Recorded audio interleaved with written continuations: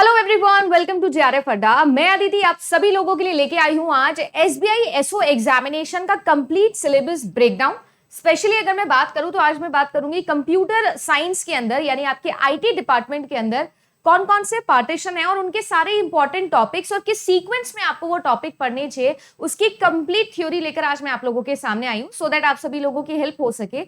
अगर आप सब लोग इस एग्जामिनेशन के लिए प्रिपेयर कर रहे हो तो मैं आपको पहले ही बता दूं कि इस एग्जामिनेशन की पिच कुछ प्री रिक्वेस्टिक है, यानी कुछ ऐसी यूनिट्स हैं जो आप लोगों को अच्छे से कवर करनी होगी, जिसमें डेटाबेस का एक बहुत बड़ा रोल है, नेटवर्किंग का एक बहुत बड़ा रोल है, ऑपरेटिंग सिस्टम, सॉफ्टवेयर इंजीनियरिंग का बहुत बड़ा रोल होने वाला है। इसी सीक्वेंस के अंदर आप लोगों को इन यूनिट्स को कवर करना है और एक्सपेक्ट करना है कि सबसे ज्यादा क्वेश्चंस आएंगे। तो कैसे आप इसे डिकोड कर सकते हो और कौन कौन से इंपॉर्टेंट टॉपिक्स है ये मैं आप लोगों को इस वीडियो के अंदर बताने वाली हूँ। सो अगर आप लोग फॉर द फर्स्ट टाइम आए हैं तो चैनल को कर लीजिए जल्दी से सब्सक्राइब। वीडियो अच्छा लगे, हेल्पफुल लगे तो लाइक भी करिएगा, और भी कोई डाउट रह जाए तो कॉमेंट सेक्शन हमेशा आप लोगों के लिए ओपन है। और अगर आप लोग इस एग्जामिनेशन के लिए प्रिपेयर कर रहे हो तो मैं आपको बता सकती हूँ कि इस कोर्स के लिए मुझे बहुत सारे स्टूडेंट्स ने डिमांड किया था, क्योंकि मेरा भी एग्जाम क्लियर है, तो मैंने आप लोगों के लिए जेआरएफ अड्डा एप्लीकेशन के ऊपर ही इस कोर्स को लिस्ट भी किया है। तो अगर आप लोग इस कोर्स को लेना चाहते हो तो अपनी एप्लीकेशन पर आप जा सकते हो, जेआरएफ अड्डा के नाम से आपको गूगल प्ले पे भी मिल जाएगी और एप्पल स्टोर पे भी मिल जाएगी। और वहां पर आप सभी लोगों को इस तरीके से एग्जाम पोर्ट पे जाना है और यहाँ पर आप लोगों को एसबीआई एसओ आईटी का कोर्स दिखेगा। इस कोर्स में आप जा सकते हो। ये कोर्स जो है वो 25 ऑफ आपका सितंबर से मैंने शुरू किया है आपके लिए। इस कोर्स में आप जा सकते हो। कंप्लीटली सारी की सारी क्लासेस मैंने आपको फॉर्म रिकॉर्डेड फॉर्म में दे दी, क्योंकि आपको ज्यादा समय नहीं है एग्जाम में। नवंबर के अंदर ही आपका एग्जाम है। सारा आईटी वाला पार्ट आपका इसमें क्लियर हो जाएगा, और इसी के साथ साथ आपके लिए जो भी डाउट क्लियरिंग सेशन होंगे, जो भी काउंसलिंग सेशन आपको मुझसे रिक्वायर्ड है, जिस तरीके से मेरा ये रिटर्न क्लियर हुआ था, वो मैं आपको कंप्लीट इन्फॉर्मेशन भी इसी कोर्स के अंदर दे दूंगी। साथ ही साथ मैं आप लोगों को बता दूं कि जितने भी स्टूडेंट हैं जो बैंकिंग एग्जाम की तैयारी करते हैं, उनको मैं बता दूं कि रीजनिंग का लेवल हो गया, मैथ्स का लेवल हो गया या जीके का लेवल हो गया, वो इस एग्जाम में इतना ज्यादा नहीं आता है जितना पीओ के अंदर आता है। मतलब इतना डिफिकल्ट आपको नहीं लगेगा। अगर आपने तैयारी ऑलरेडी की हुई है तो आपको इतना डिफिकल्ट नहीं लगेगा। आपको काम करना है आपके आईटी वाले पार्ट पर। इससे पहले मैं अपने इंपॉर्टेंट टॉपिक्स आप लोगों को बताऊं, एक बार सिलेबस पर ले चलती हूं। नोटिफिकेशन आप लोगों के सामने मैंने खोल दिया है। अगर आप इस नोटिफिकेशन को ध्यान से देखो तो इस नोटिफिकेशन के अंदर आप सभी लोगों के लिए मैं आईटी वाले पार्ट पे जा रही हूँ। टोटल आपकी 150 जो नंबर है भाई, वहां से आपका क्वेश्चन बनेंगे, और ये जो 150 है इसमें से 100 आप लोगों के जाते हैं आपके आईटी वाले पार्ट को। और यही मेजर पार्ट है, क्योंकि बाकी सब जो पार्ट है वो तो आप सभी लोगों के लिए सिर्फ और सिर्फ क्वालिफाइंग इन नेचर है। मेन मेरिट आपकी आईटी से ही बनेगी। तो अगर मैं बात करूं तो software development, infra support, networking और क्लाउड ऑपरेशन, इस तरीके से आपकी यूनिट्स डिकोडेड है। अगर आप लोग देखो तो नंबर ऑफ क्वेश्चंस की मैं बात करूं तो टोटल 60 क्वेश्चंस आपके बनेंगे, जिसमें 20 क्वेश्चंस आपके सॉफ्टवेयर डेवलपमेंट के हैं, 20 आपके इंफ्रा के हैं, 10 आपके नेटवर्किंग के हैं और 10 आपके क्लाउड के हैं। अगर बात की जाए तो इस तरीके से नंबर का डिवीजन यहाँ पर किया हुआ है। 33 नंबर, टोटल 66 नंबर के ये दो यूनिट्स हैं आपके। नेटवर्किंग 17 का है और क्लाउड ऑपरेशन भी 17 का है। ऐसे टोटल करके 100 मार्क्स आप लोगों के यहाँ पर होने वाले हैं। अगर आप इन 100 नंबर में अच्छा स्कोर करते हो, जितना ज्यादा स्कोर करोगे, और क्योंकि नेगेटिव मार्किंग नहीं है इस बारी, तो जितना बढ़िया स्कोर करोगे इतने अच्छे चांसेस हैं आपके इस एग्जाम को क्वालिफाई करने के। अब अगर मैं बात करूं तो देखो, इसमें पूरा का पूरा सिलेबस आप लोगों को दिया हुआ है कि किस तरीके से आप सभी लोगों के लिए सॉफ्टवेयर डेवलपमेंट वाला पार्ट हो गया, उसमें क्या क्या चीजें आने वाली है, ठीक है ना। फिर उसके बाद में अगर मैं बात करूं तो आप लोगों के लिए डेटाबेस मैनेजमेंट सिस्टम हो गया। फिर आप सभी लोगों के यहाँ पर सिक्योरिटी से रिलेटेड भी क्वेश्चंस डाले हुए हैं, नेटवर्किंग का पार्ट। इंफ्रा के अंदर ज्यादातर आप लोगों का ऑपरेटिंग सिस्टम वाला पार्ट डाला हुआ है। नेटवर्किंग की अगर मैं बात करूं तो नेटवर्किंग के अंदर भी आप सभी लोग अगर देखोगे तो ज्यादातर प्रोटोकॉल बेस्ड है। पूरा का पूरा ओएसआई मॉडल यहाँ पर आप लोगों को गिवन है। और क्लाउड की अगर मैं बात करूं तो बेसिक्स ऑफ क्लाउड कंप्यूटिंग जो होते हैं, बिल्कुल ही बेसिक्स, लाइक ये 10 सवाल तो मुझे ऐसा लगता है बिल्कुल ही ऊपर से जो लेवल होने वाला है वो लेवल के आप लोगों के टॉपिक्स यहाँ पर लिखे हुए हैं। तो अगर मैं बात करूं आप सभी लोगों के लिए, तो देखो जो सिलेबस मैंने भी बनाया है और जो आपको इस कोर्स में भी मैंने दिया है, उसे मैं एक एक करके डिकोड कर देती हूँ। मैंने एक पीडीएफ बनाई है इंपॉर्टेंट टॉपिक्स की, है ना। इसके अंदर मैं ये पीडीएफ आप लोगों को प्रोवाइड भी कर दूंगी, कमेंट सेक्शन में पिन कर दूंगी, तो आप ले सकते हो। या फिर ये जो वीडियो होता है वो हमेशा एप्लीकेशन पे जाता है, तो उस एप्लीकेशन पे जाके, जेआरएफ अड्डा एप्लीकेशन पे जाके भी आप इसे डाउनलोड कर सकते हो। यहाँ पर मैंने आप लोगों के लिए जो यूनिट्स लिए हैं, आपका ऑपरेटिंग सिस्टम वाला पार्ट हो गया, आपका डेटाबेस मैनेजमेंट सिस्टम वाला पार्ट, आप लोगों का सॉफ्टवेयर इंजीनियरिंग, कंप्यूटर नेटवर्किंग वाला पार्ट हो गया, और फिर आता है आप सभी लोगों का डेटा स्ट्रक्चर वाला पार्ट। देखो डेटा स्ट्रक्चर और designing and analysis of algorithm, they both are very different. हमारे पास में अगर मैं यहाँ पर बात करूँ, जो आपके सिलेबस के अंदर भी मेंशन है, थोड़ा थोड़ा सा पोर्शन आपको लेना है, और बेसिक्स ऑफ प्रोग्रामिंग मतलब डेटा स्ट्रक्चर जिस पे खड़ा होता है, वो वाला पार्ट जो है वो आप सभी लोगों को अच्छे से समझना होगा। वेब टेक्नोलॉजी की, वेब एप्लीकेशन की भी मैं बात करूं तो क्लाउड पे ज्यादा फोकस है, इसके अलावा थोड़ा बहुत HTML CSS पर भी फोकस है, but major portion, major contribution मेरे हिसाब से यहाँ पर आपके इंफ्रा वाले पार्ट पर है। और अगर मैं बात करूं तो सबसे पहले आप इसी को कवर करिए। ये सिलेबस के जो टॉपिक्स है, क्योंकि मैं पिछले 4.5 साल से लगभग यूजीसी नेट एग्जामिनेशन के लिए पढ़ा रही हूं, और यूजीसी नेट एग्जामिनेशन CSE का अगर आप लोग सिलेबस देखोगे तो आपको पता चलेगा कि कंप्यूटर साइंस में यूजीसी नेट का सिलेबस दुनिया का सबसे बड़ा सिलेबस है। लगभग 10 यूनिट के अंदर ये पूरी की पूरी क्लासिफिकेशन होती है, और 10 यूनिट्स में लगभग 48 से 50 सब्जेक्ट्स आपके इंक्लूडेड होते हैं, जो पूरे ग्रेजुएशन और पोस्ट ग्रेजुएशन में किसी भी एक स्टूडेंट ने पढ़े होते हैं। ये जो पूरा सिलेबस है, इसी का सबसेट होता है आपके बाकी सभी एग्जाम के सिलेबस। स्पेशली अगर मैं बात करूं SBI SO का, जैसे मैंने बताया था, अपनी जर्नी में आप लोगों के लिए जरूर डालूंगी, मैंने भी यूजीसी नेट की तैयारी करते हुए ही इन बिटवीन इस एग्जामिनेशन को क्वालिफाई किया था फॉर डेटाबेस एडमिनिस्ट्रेटर।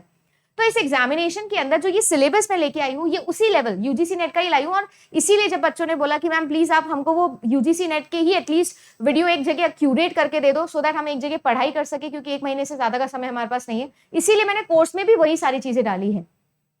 तो अगर बात की जाए तो आप लोगों का ऑपरेटिंग सिस्टम के अंदर सबसे पहले ऑपरेटिंग सिस्टम का इंट्रोडक्शन, बेसिक्स, वर्किंग, वो सारे आपके वीडियोस आएंगे, और आपके लिए ये सारी चीजें पढ़ना इंपॉर्टेंट है। Basics of operating system, services हो गई, टाइप्स हो गई, कर्नल के मोड्स हो गए, इसके अलावा सिस्टम कॉल्स हो गया, आपके क्लासिफिकेशंस हो गए, और किस तरीके से कॉन्टेक्स्ट स्विचिंग होती है, स्विच मोड क्या होता है, डिस्पैचर्स कैसे काम करते हैं, स्केड्यूलर्स कैसे काम करते हैं। फिर उसके बाद में पूरा का पूरा आपका प्रोसेस वाला part, very very important. And साथ ही साथ यहाँ पर डिस्क मैनेजमेंट की सारी जो एल्गोरिथम्स है, उन पर खास फोकस किया है, तो वो भी आप लोगों को अच्छे से पढ़नी है। पर इससे पहले CPU स्केड्यूलिंग को भी प्लीज पढ़ के जाइएगा, क्योंकि CPU स्केड्यूलिंग पर भी आप सभी लोगों के अच्छे सवाल बन सकते हैं, न्यूमेरिकल बेसिस पे भी।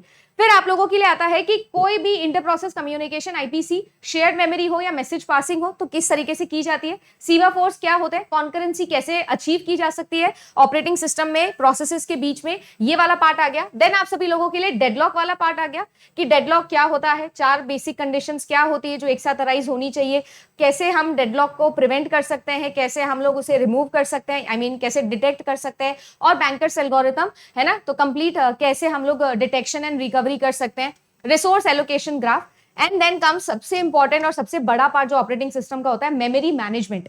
तो ये मेमोरी मैनेजमेंट के क्लासिफिकेशन है जो मैंने इस टॉपिक में लिखे हैं। फंक्शंस हो गया मेमोरी मैनेजमेंट का, आपकी contiguous, non contiguous, fixed, variable size partitioning, external fragmentation, internal fragmentation, types of allocation of memory, continuous allocation, link list allocation, indexed allocation में क्या डिफरेंस होता है, किसमें इंटरनल फ्रैगमेंटेशन होता है, किसमें नहीं होता है, कैसे होता है, कैसे कैलकुलेट करते हैं। एंड देन आप लोगों के fits, memory spacing, worst fit, best fit क्या होता है, कैसे काम करता है, वर्चुअल मेमोरी का क्या कॉन्सेप्ट है, किस तरीके से वर्चुअल मेमोरी मैपिंग होती है। इसके अलावा आप सभी लोगों का थ्रैशिंग का कॉन्सेप्ट हो गया। एंड देन आप लोगों की page replacement, very very important, demand paging. अगर मैं आपको बोलूं किसी भी लेवल पे ऑपरेटिंग सिस्टम आता है किसी भी कॉम्पिटेटिव एग्जाम में, तो page replacement algorithm, demand paging वाला जो टॉपिक है आपका, बड़ा इंपॉर्टेंट होता है।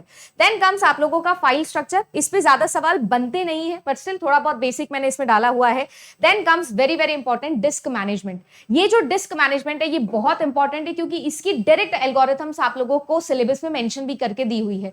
सी स्कैन हो गया, स्कैन हो गया, ये सारी एल्गोरिथम्स कैसे वर्क करती है, कैसे आप लोगों का एक्सेस टाइम निकलता है, यानी कि टोटल सीक टाइम कैसे निकाला जाता है, रोटेशनल लेटेंसी क्या होती है, ये सारी जो चीजें हैं, ये सब चीजें आप लोगों को यहाँ पर इस टॉपिक के अंदर पढ़ने वाली होने वाली है। यानी अगर मैं कुल मिला के बात करूं तो कंप्लीटली आप लोगों का ये पार्ट जो है वो डील करेगा आपके इस पोर्शन से, जो कि मैनेजमेंट ऑफ डिस्क से रिलेटेड है। हार्ड डिस्क ड्राइव पर कैसे आप लोगों को डेटा को कंट्रोल करना होता है। अब इससे पहले मैं आगे बढ़ूं और आपको डेटाबेस मैनेजमेंट सिस्टम के इंपॉर्टेंट टॉपिक्स बताऊं। देखो, आपने अगर ये चीज कभी अपने कॉलेज लेवल पे भी पढ़ी होगी तो मैं आपको थोड़ा सा रिवाइज करवाती हूँ, आपने बीटेक में भी ये चीज पढ़ी होगी। ये अगर मेरी हार्ड डिस्क ड्राइव है जिस पर मैं डेटा को ब्लॉक्स फॉर्म में डेटा को सेव करके रखती हूँ, और अगर ये मेरी मेन मेमोरी है, रैम जिसको अपन जानते हैं, रैंडम एक्सेस टेक्नोलॉजी पे चलती है इसलिए इसको अपन रैम बोलते हैं। यहाँ पर जो आप लोगों का डेटा रखा हुआ है in the form of pages, यहां पर डेटा को मैनेज करने के लिए हमें रिक्वायर्ड होते हैं डेटाबेस मैनेजमेंट सिस्टम। और यहां पर जो डेटा रखा हुआ है मेन मेमोरी के अंदर, उस डेटा को मैनेज करने के लिए हम लोगों को रिक्वायर्ड होते हैं डेटा स्ट्रक्चर्स। आपके लिए इंफ्रा वाले पार्ट और सॉफ्टवेयर डेवलपमेंट वाले पार्ट दोनों को अगर मैं इंटीग्रेट करूं तो यही चीज दी हुई है कि किस तरीके से डेटाबेस मैनेजमेंट सिस्टम काम करेगा, हार्ड डिस्क ड्राइव पे किस तरीके से डेटा का मैनेजमेंट होता है, और मेन मेमोरी के अंदर किस तरीके से डेटा का मैनेजमेंट होता है, डेटा स्ट्रक्चर्स क्या होते हैं, और फिर उनको यूज करने के, उनको एक्सेस करने के। और एक्सेस के लिए हम सब लोग जानते हैं कि दो इंपॉर्टेंट चीजें हैं कि भाई टाइम कॉम्प्लेक्सिटी और स्पेस कॉम्प्लेक्सिटी मिनिमाइज होनी चाहिए। कैसे वो ट्रेड ऑफ होता है ये आप लोगों का पूरा सिलेबस में दिया हुआ है एसबीआई एसओ के भी। तो इनके अगर मैं इंपॉर्टेंट टॉपिक्स की बात करूं तो डेटाबेस मैनेजमेंट सिस्टम जो है बहुत ही क्लासिफाइड सिस्टम है। अगर आपने डिस्क्रीट मैथमेटिक्स अपने जीवन में अच्छे से पढ़ी है तो डेटाबेस मैनेजमेंट सिस्टम आपको बहुत अच्छा लगेगा और बहुत इजी भी लगेगा। वैसे भी ये मेरे हिसाब से सबसे इजी यूनिट में से एक है और सबसे ज्यादा स्कोरिंग आपके लिए ये पार्ट है ना। और प्लस इसका वेटेज भी बहुत अच्छा खासा है, तो आपके लिए फायदा भी है ना। तो आपके डेटाबेस मैनेजमेंट सिस्टम हो गया, 3 स्कीमा आर्किटेक्चर क्या होता है, एब्स्ट्रैक्शन की लेयर क्या होती है, फिर आप लोगों की इंटीग्रिटी प्रोटोकॉल्स क्या कहते हैं, कोड के रूल्स क्या थे, ईआर डायग्राम क्या हो गया, यानी कुल मिला के डेटाबेस को कैसे इमेजिन किया जाता है, किस तरीके से स्कीमा या ब्लूप्रिंट बनता है, ब्लूप्रिंट से ईआर डायग्राम कैसे बनता है, ईआर डायग्राम से हम रिलेशनल मॉडल कैसे बनाते हैं, रिलेशनल मॉडल से फिर फाइनली हम उसको किस तरीके से यूज कर सकते हैं, एक्सेस कर सकते हैं, इंडेक्सिंग कैसे करते हैं, इंडेक्सिंग के बाद में हम उस पर ट्रांजेक्शन कैसे कर सकते हैं। Transaction and concurrency control protocol बहुत इंपॉर्टेंट है बैंकिंग एग्जाम के परस्पेक्टिव से। शायद गेट के अंदर या नेट के अंदर बहुत ज्यादा सवाल कॉन्करेंसी कंट्रोल से बने नहीं होंगे अभी, अगर पिछले सालों की बात करूं, बट बैंकिंग पर्सपेक्टिव से सबसे ज्यादा इंपॉर्टेंट टॉपिक जो मुझे लगता है डेटाबेस में वो है concurrency control protocol and transaction management.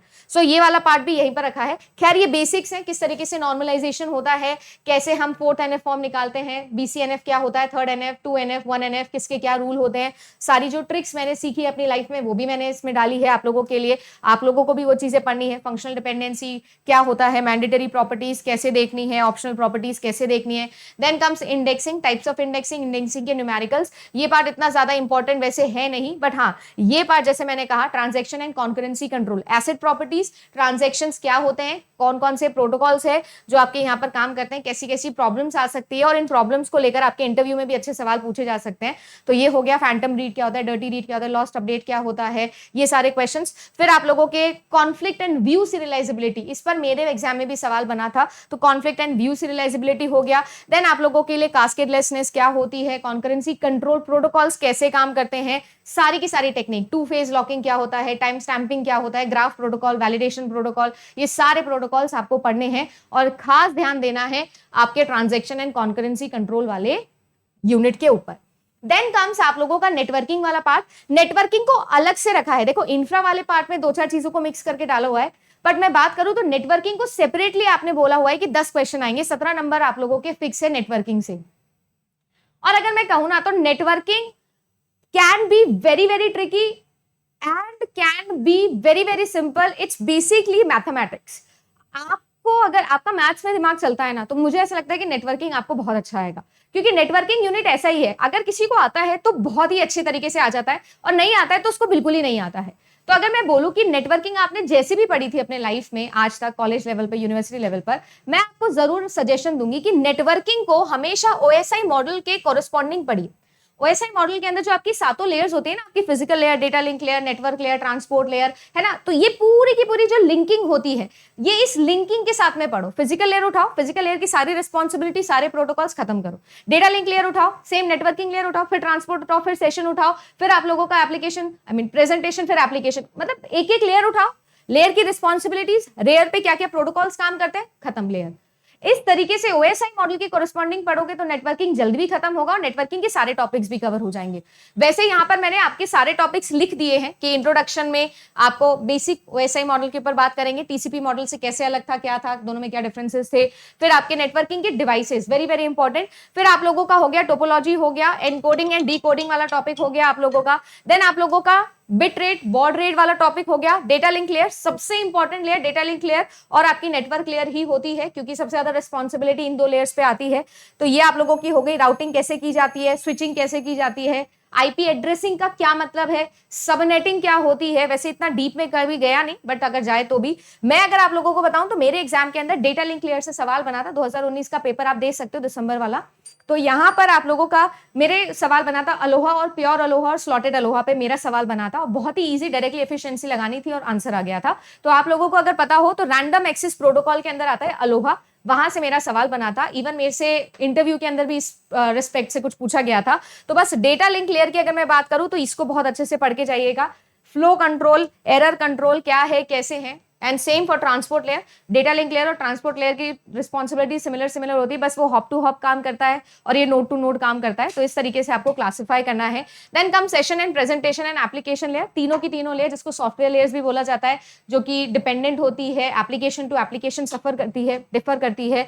तो ये आपकी हो गई, और इन पे ज्यादातर क्वेश्चन आपके प्रोटोकॉल के पूछे जाते हैं कि कौन सा प्रोटोकॉल काम करता है। सब लेयर प्रोटोकॉल और सुपर लेयर प्रोटोकॉल के ऊपर भी सवाल बनते हैं आपके। तो ये हो गया आपका नेटवर्किंग वाला पार्ट। देन कम्स आपका सॉफ्टवेयर इंजीनियरिंग वाला part. Software engineering completely theoretical है, सिर्फ टेस्टिंग को अगर मैं छोड़ दूं या रिलायबिलिटी को मैं छोड़ दूं, मेंटेनेंस रिलायबिलिटी को, इसके अलावा सब कुछ आपका थ्योरेटिकल है। और सॉफ्टवेयर इंजीनियरिंग के अंदर अगर मैं बात करूं तो मॉडल्स हो गए, फिर आप लोगों का सॉफ्टवेयर रिक्वायरमेंट हो गया, डिजाइनिंग हो गया। डिजाइनिंग के अंदर भी आप सभी लोगों के लिए जो सैंडविच आपका जो अप्रोच होता है उस पर बहुत सवाल बनते हैं।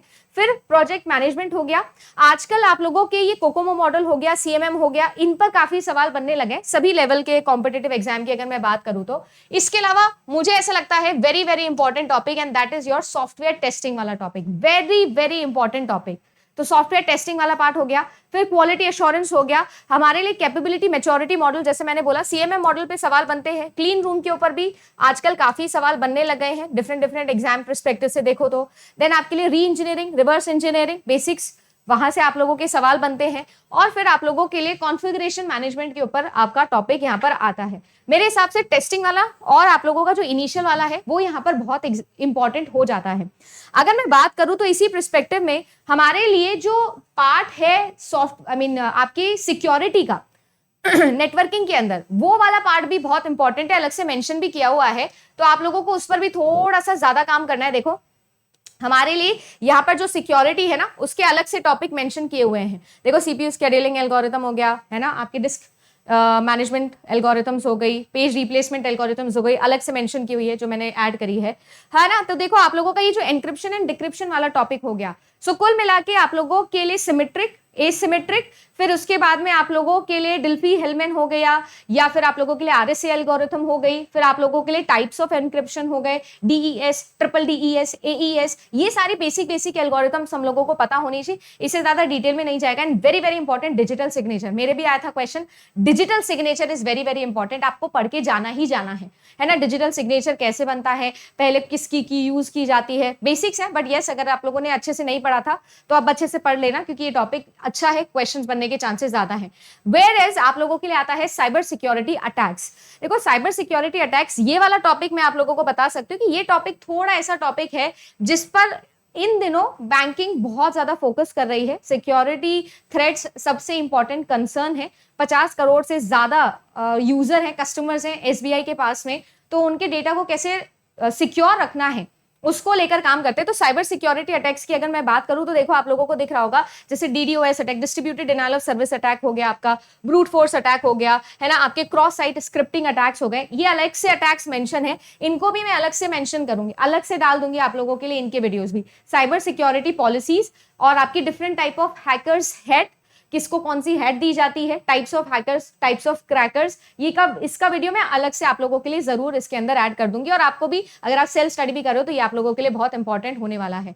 टेस्टिंग वाला पार्ट हो गया, देख लो मेजर फोकस आपका टेस्टिंग वाले पोर्शन पे ही है। इसके अलावा आप लोगों के मॉडल्स वाले पोर्शन पे हो गया, है ना। अगर मैं यहाँ पर आऊं तो देखो आप सीधा आप लोगों को डेटा स्ट्रक्चर्स के अंदर array, link list, stack, queues, binary tree, आप लोगों का बाइनरी सर्च, हीप, हैशिंग, फिर आप लोगों के लिए रिकर्शन, इन पर सवाल है। इसमें हैशिंग और हीप बहुत इंपॉर्टेंट है ना, मैक्स हीप, मिन हीप वाला topic. Then searching and sorting algorithms. Searching and sorting algorithms काफी बड़ा है देखा जाए तो टॉपिक, बट यस मेजर सभी एल्गोरिथम्स और उनकी टाइम कॉम्प्लेक्सिटी आप लोगों को पता होनी चाहिए। ये आप लोगों के लिए बहुत इंपॉर्टेंट है, ये भी आप लोगों को पढ़ के जानी है। सॉर्टिंग एल्गोरिथम ऑब्वियसली बहुत ज्यादा है। सर्चिंग में तो दो ही है, लीनियर, बाइनरी। बट ये जो आपका सॉर्टिंग है, इसमें आपको सारे के सारे टाइप्स ऑफ सॉर्टिंग पढ़ के जाने हैं। अगर मैं टोटल ओवरऑल बात करूं तो वेटेज वाइज थोड़ी अपनी पढ़ाई रखोगे तो फायदा होगा, क्योंकि ज्यादा समय नहीं है आपके पास में। तो मेरे हिसाब से सबसे पहले आपको इंफ्रा वाला पार्ट उठाना चाहिए, फिर सॉफ्टवेयर वाला पार्ट उठाना चाहिए, और उसके बाद में आपको नेटवर्किंग, सबसे लास्ट के लिए क्लाउड छोड़ देना। जैसे मैंने कहा, क्लाउड को ऊपर ऊपर से भी पढ़ के जाओगे तो ठीक है, बट यस, ये तीनों पार्ट में भी अगर आपने फोकस किया और बहुत अच्छा किया तो आपके सक्सेस होने के चांसेस ज्यादा हैं, क्योंकि क्लाउड वाला पार्ट ऐसा है जो डायनेमिक है ना। बाकी सब आप लोगों के ऐसे हैं जो आप लोग यूनिवर्सिटी बेसिस पे बहुत पढ़े होंगे। अगर आपका स्पेशलाइजेशन रहा, आपने अपने 6th सेमेस्टर के अंदर ऑप्शनल में क्लाउड चूज किया था, क्लाउड कंप्यूटिंग, तब तो देखो बढ़िया है। अदरवाइज इसको आप लास्ट में पढ़ना और सबसे एंड के अंदर छोड़ देना, और ऊपर ऊपर वाले पढ़ना, जैसे हाइपरवाइजर हो गया, वीएमएम हो गया, बेसिक बेसिक चीजें आप लोगों को पढ़नी है, सास फैस एस, ये वाली चीजें। उम्मीद करती हूँ कि ये सारी चीजें आप लोगों के लिए यूटिलिटी रही होगी। फिर भी कोई डाउट रह गया तो कमेंट सेक्शन में जरूर बताइएगा। I will try my level best कि मैं आप सभी लोगों के लिए इसी तरीके से हेल्पफुल वीडियोस बनाती रहूं। और अगर आपको ऐसा पर्टिकुलरली कोई वीडियो है जो आप चाहते हो कि मैं आप लोगों के लिए बनाऊं, तो वो भी आप कॉमेंट सेक्शन में मुझे बता सकते हो। फिलहाल के लिए बस इतना ही। हाँ, और जितने भी स्टूडेंट्स हैं जो इस एग्जाम के लिए अपीयर कर रहे हैं, मैंने पहले भी कहा था कि कोई ना कोई सर्टिफिकेशन आप अभी से स्टार्ट कर सकते हो, है ना। बच्चे ने एक कमेंट में पूछा था, तो यस 100% आप अभी से कोई सर्टिफिकेशन स्टार्ट कर सकते हो, because at the time of interview आप लेके जाओगे तो अच्छा होगा। डिजायर्ड है, मैंडेटरी नहीं है, तो आप वो भी कर सकते हो। Thank you so much, bye bye and good luck.